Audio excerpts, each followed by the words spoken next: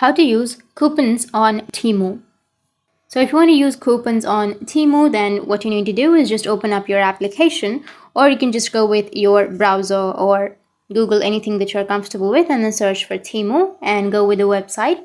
Make sure to log into your account. Now it's the same process if you're on the application or on your browser. So just go with the upper right, which has that profile option.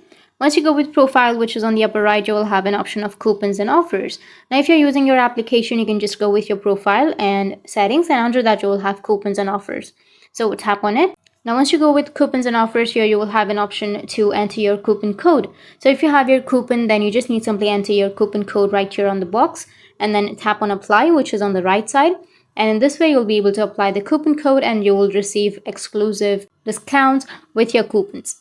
So that's how you can use your coupon codes on Temu. And if you have any questions, feel free to comment below. Thanks for watching.